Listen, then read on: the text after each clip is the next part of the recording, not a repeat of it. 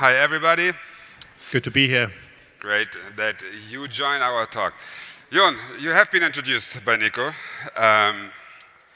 and I would say you dedicated your professional life to a technology that we all use every day to browse the internet, the browser. So True. you first invented Opera, now you're CEO and founder of Vivaldi. Tell us a little bit about your history. When did you start with the internet? 1992, wasn't it, or earlier? Yeah, 1992. So I was working at Telenor Research, and I was looking at interesting technology. We were looking at interesting technologies. And we came across this thing called the web. And I mean, this is very, very, very early. By the end of 93, by the way, there was 100 web servers in the world. So we were before that. All right. And we started playing with the technology, and I actually made some tools for converting FrameMaker documents to HTML, and then we decided to make a browser. And that was inside Telenor. We made a prototype. We negotiated to take the code out with us because they didn't want to use it. And that's how Opera was founded. And then you founded another browser, Vivaldi.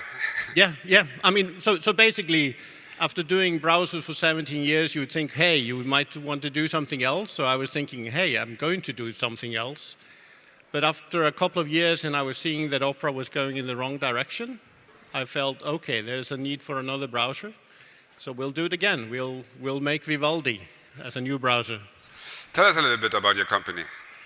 So, I mean, we're headquartered in Oslo. We're about 55 people. We have the biggest team is in Oslo, a significant team in Iceland, and then we have a distributed team.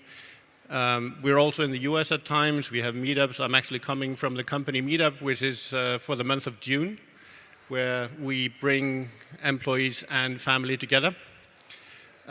We started providing the browser on Windows, Mac, Linux, and the like, and then we've been gradually expanding. So we now have an Android version. We have an iOS version in the works, and we started doing cars. Before we dive into cars and all the other things, why browsers? I mean, there are so many browsers out there. Are there? A few. In reality, there isn't that many browsers out there. Now, on mobile, there's a lot of browsers in a way, but most of them are actually using the same core unchanged. So it's basically a layer on top of what's underneath. In our case, we are using Chromium, but we've actually modified it a fair bit, and we're doing changes. And we're out there competing with the likes of Microsoft and Google and Apple and Mozilla, and there's not really all that much more to choose from. So I think with such an important tool, I mean, all of you will use browsers. All of you will be online a big part of your day. The browser is the most important piece of software you can find. I haven't made anything else in my life. Why stop? I mean, it's really hard. What else would I make that would be more exciting than making a browser? Okay, so what is your pitch for the Vivaldi browser? What is so special about this? What is the difference to other browsers? I mean, we have a different way of thinking. I mean, the typical way with the other browsers is that they will look at how you're utilizing the browser, and they will actually monitor it, and they will kind of optimize for some group of people which doesn't really exist. In our case, we think it should be adapted to the individual. And it shouldn't be done automatically because then we would have to monitor what you're doing. We think that you should decide how the browser should work. What that means, one, we put in a lot of functionality. So in most browsers, you have the tab bar at the top, and that's it. You have tabs, that's it, be happy. Thousands of tabs normally. Yeah. Well, in our case, our thinking is, okay, if you have thousands of tabs, how are you going to organize them? So we put them into stacks, and then we have workspaces. And then maybe we find out that you would like to have the browser tabs on the left side or the right side or the bottom. So and now we just talked about tabs. There's a lot of other functionality in there which is similar. We have a note-taking function. We have a screenshotting function. We were the first to implement that in a browser. We actually built in a mail client and calendar as well, if you like to use that. Feed reader, because we think feed readers make sense. And then, I mean, easy ability to customize, easy ability really to make it yours, because we all have different requirements. And once you get the browser in the way that you want it to be, then it's fantastic. And that's kind of what we are going for. And we have a very enthusiastic user base that really loves what we are doing. And that's a fantastic feeling to be doing that. The philosophy is to offer the most personalized browser that users could have? The most personalized, but also the most powerful. And then we like to deal with privacy as well. Okay. And on the privacy side, we just think you shouldn't be monitoring your users. I mean, for us, that's a basic kind of. You shouldn't be collecting data on your customers. You shouldn't be making profiles on them. And that's kind of our philosophy, that, yeah, you shouldn't engage in that. And actually, we do believe that should be regulated as well. So it's personalization, powerful, and privacy that basically, are the yeah. 3 pieces of your browsers. It's 3 pieces, and I think it's something that's really important. That I think people are assuming that their browsers will collect information on them, that everyone wants to be in that industry, and we don't. Tell us a little bit about your success story, the milestones you managed to do during your Vivaldi journey. You also mentioned cars, so how did this happen? Well, yeah, I mean, what we've been doing, so gradually, I mean, we started with the browser and we were adding all this functionality, and there's a lot of requirements from our users, and we are working really closely with our user base. I mean, we have a very tight-knit community where people are giving us feedback and on how to make the best possible browser. And again, the way we do things, we listen to what people want to do. So we are adding a lot of features, we are polishing, we're doing whatever they want us to do. Now, when it comes to the cars, what happened there is that we got a request from Polestar. So they said, okay, we have this Android automotive solution. Google is not providing a browser at this time. Can you help us? And we said, sure, we can. We can provide a browser for you. We know how to do this. I mean, a number of the people at Vivaldi were at Opera before, where we did a lot of custom deliveries and the like. Now, we don't really want to do custom deliveries, but we at least know how to work with customers. So we created the browser for Polestar. It was released for Christmas. Now, it's integrated in the Polestar I mean, you have to system. download it, but I mean, there's like 40 apps in the App Store. All right. And we are the only browser. Okay, cool.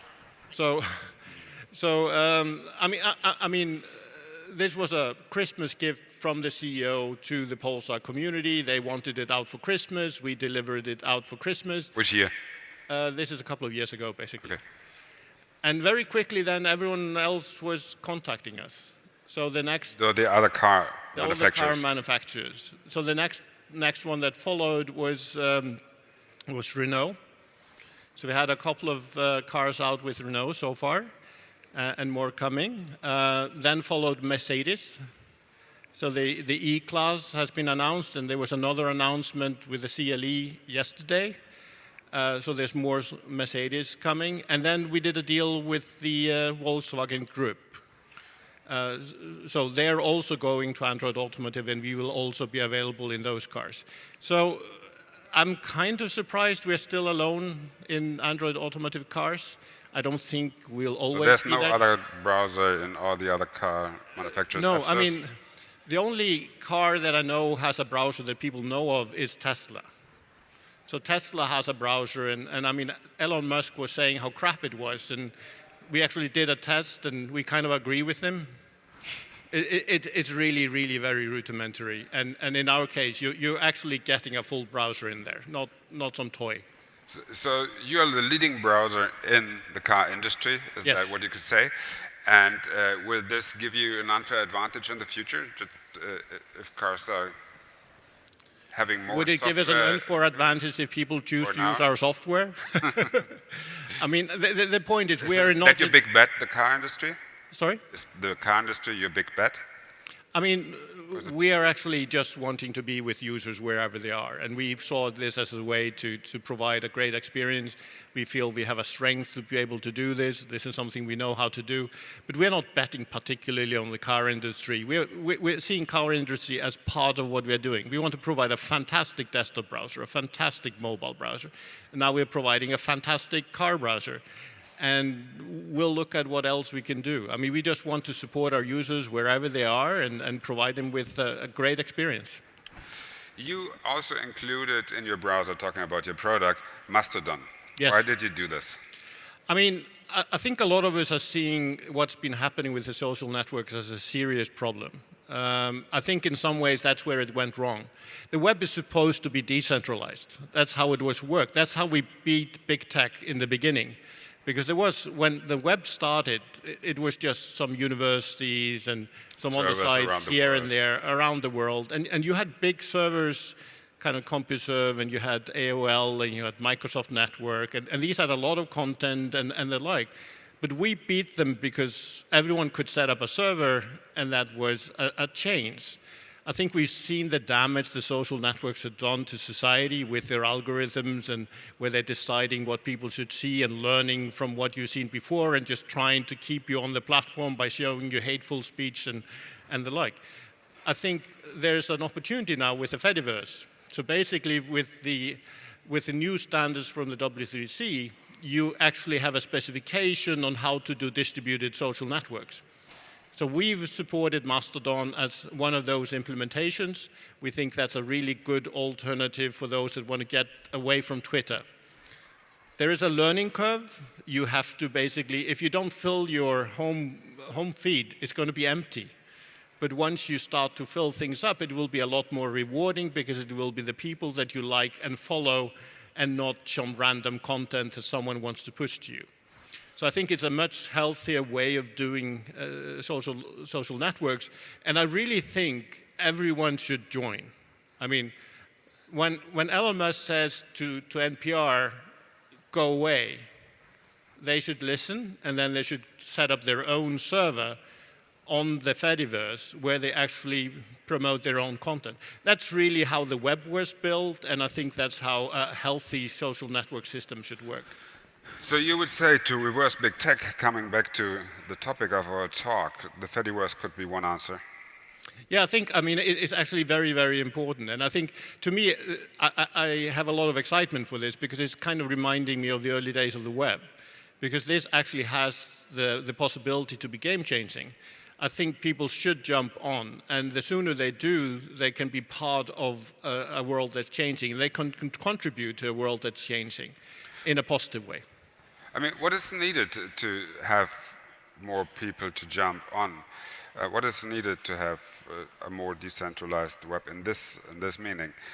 Well, I mean, the nice thing is, if you are just wanting to join a server, you can join a lot of servers. And the nice thing is actually those servers can be personalized in some ways. I mean, some of them are for a certain group of people, but you can still see what everyone else is posting online if you like. You can follow anyone on any server, but maybe you find there's a certain server which you would like to call home, where people are maybe interested in the same things that you, speaking the same language as you are, but you can still follow anything. I think the next thing that needs to happen, we need more institutions, organizations, companies to join. And I think that's really what makes sense. Governments should be there. The EU is already there. I know local governments in Germany are already there.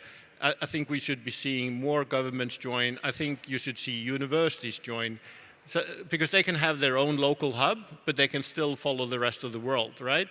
And I think that's a really good way of organizing your social networking, that you are local but still global.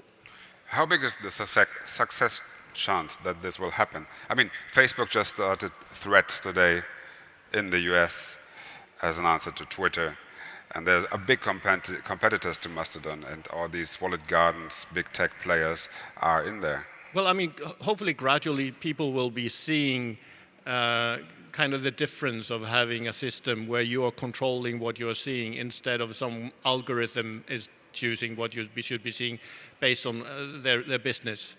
I mean, Threads is going there. Now, the interesting thing with Threads is that they've said that they will actually federate with the rest of the Fediverse.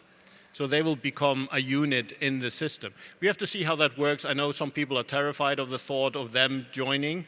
On the other hand, if they provide a way for you to move from their service to another server, then that's brilliant. And if you think about it, if you're in Mastodon, and if you could follow people that are on the other servers without seeing all the crap, wouldn't that be nice? That would be nice, because crap is increasing in social networks, isn't it? Yeah, At least in my Twitter feed. Yeah, I mean, that's the problem. I mean, that's the difference. If I'm on kind of Mastodon and the like, again, I'm getting the content that I follow. I'm not seeing ads. I'm not seeing content pushed my way. The only content that I see is the content that I follow. So that may include some of my friends kind of reposting things and the like. But unless someone that I follow reposts something, I will not see it unless I'm particularly looking for it. So it's a different way of working with social media. And I think it's the way it should be. This idea that you're seeing a lot of content also randomly time-wise. I mean, I would like to see, if I'm interested in a news thing, so for example, if I'm following a breaking story, I want the latest posts by good sources. I don't want some random thing that someone said 10 hours ago when the actual breaking news just happened last 5 minutes. Yeah, true. Let's jump to one topic you mentioned and Nico introduced you as a strong privacy advocate. What is privacy for you in the internet? I mean, to me, it's really a question of, do companies have the right to make profiles on us? I think in some ways there's been the wrong focus on privacy has been individual privacy. Okay. For me, this is a society problem. When our total information is being gathered and that is used to provide us with content that is either paid for or using these algorithms, I think that's kind of where it goes wrong. And we've seen the issues with society being divided in this way. I really think that this should be regulated. You can go to banspying.org, which is a site that we made with the Icelandic Consumer Council. There's a little cat video to explain this to you. I mean, the point that we're getting through is no company should have the right to do things that we wouldn't like our governments to do, so why should kind of private companies be allowed to do that and then even sell access to us to third-party governments and political parties and the like. I just think there's something seriously wrong with this, and it needs to be regulated. I think we need to go all the way. It isn't a question of just asking, can I profile you? Can I collect all your information? I think it's just a question you shouldn't be allowed to ask. There's certain things that we should be allowed to do as technical companies, and there's certain things we shouldn't be allowed to do, and misusing user data is not one of them. Let's jump for the last minute we have into the future. What is privacy? What do you hope for? What is privacy like in 5 years, 10 years? And what is Vivaldi in 10 years? Yeah, I mean, I really think that this is a very important topic because I think we've seen the consequences of the lack of privacy that we have in society. The fact that we've been profiled and the like. We need to stop that, we need to change that. I like to be an optimist. I think there's hope. And I think with the help of kind of a federated social networks and the like, I think we can see a very different world in the next few years. But again, it doesn't happen by itself. Just like the web didn't happen by itself, people need to make choice. There's always this, well, I'm used to using Microsoft, Google, whatever. You have to get out of your comfort zone and you have to say, I'm willing to do that change. I'm willing to go and try something else. And I'm willing, maybe most importantly, to try to influence government, to tell them, we have your back, actually. Because they're taking on, like the EU, they're taking on big tech. But they need to understand we want them to go further and actually put in regulation that will stop what's happening. Thank you very much, Jon, that you joined the stage. Nico is coming. I see him in your bag. Thank you so much, Jon, and thank you, Nikolaus. We have one audience question without doing any competitor bashing, I guess. But what's wrong with Opera? Okay. Well, I mean, Opera is Opera. So what happened at Opera for me was we had a disagreement, me and the investors. We had a disagreement about the direction of the company, and I wanted to grow the company and they wanted to sell it. So eventually, so that led to me leaving, and that led to me later on founding Vivaldi. Opera ended up being sold to a Chinese consortium. So they went in a very, very, very different direction than what I would have liked to see. And I'm obviously very saddened to see that. But otherwise, Vivaldi wouldn't exist. And I guess I learned my lesson. There's no investors in Vivaldi. The employees all have shares. We own it together. We like to keep it that way. We're not going public. We're not going to get investors. We just want to make sure we stay on the straight and narrow. And that's how it works. But yeah. Please give a hand for Jon von Tetzchner, revolutionizing browsing the internet since 1992. Yeah, thank you very much. Thank you so much. Thank you, Jon, for your time. It was great. It was a pleasure.